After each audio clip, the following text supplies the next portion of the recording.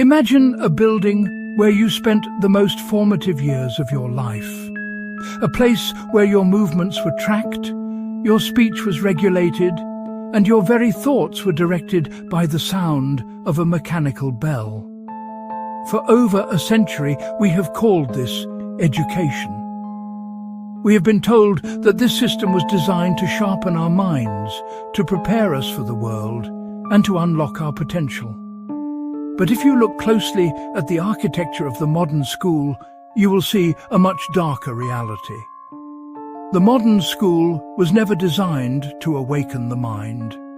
It was designed to standardize it. It was designed to create a population that is just smart enough to do the paperwork, but too conditioned to ask why the paperwork exists in the first place. To understand the trap, we must travel back to the year 1806. The Kingdom of Prussia, a powerful military state in what is now modern-day Germany, had just suffered a humiliating defeat at the hands of Napoleon Bonaparte. The Prussian elite were in a state of shock. They had a professional military, they had resources, yet they were crushed on the battlefield. Their post-war analysis led to a chilling conclusion. Their soldiers were thinking too much. They were too independent. On the field of battle, these men were making individual decisions instead of acting as a single, mindless unit. The elite realized that for the state to be invincible, the people had to be broken. They needed a system that would produce a citizenry that would follow orders into the mouth of a cannon without a second thought. They needed workers who would toil in the rising smoke of the Industrial Revolution without ever questioning the hierarchy. And so the Prussian model of compulsory education was born. It was the world's first mandatory school system. It was a factory of the soul. They divided the children into 3 distinct tiers. The top 1% were sent to elite academies to learn how to rule. The next 5% were trained to be managers and doctors. But the remaining 94%, they were sent to the Volksschulen, the people's schools. In these schools, the curriculum was stripped of complex thought. Students weren't taught history to understand the past. They were taught history to worship the state. They weren't taught to read to expand their minds. They were taught to read so they could follow written instructions. By 1843, an American reformer named Horace Mann visited Prussia. He was mesmerized by the order and discipline he saw. He brought this blueprint back to the United States and sold it to the captains of industry. One of the most honest architects of this transition was William Torrey Harris, the U.S. Commissioner of Education at the turn of the century. He didn't hide the goal. In his own writings, he stated that the purpose of school was to subsume the individual. He famously wrote, 99 out of 100 are automata, careful to walk in prescribed paths and careful to follow the prescribed custom. Let that word sink in. Automata. Robots. The system didn't want your genius, it wanted your compliance. It traded your wild, beautiful curiosity for a standardized, hollow silence. It turned the classroom into a waiting room for the factory, and you were just the raw material being processed for a world that didn't want you to be free. While the Prussian model provided the bones of the system, it was the titans of the Gilded Age who provided the meat. As the 20th century dawned, the Industrial Revolution was hungry for a new kind of raw product, the docile, reliable worker.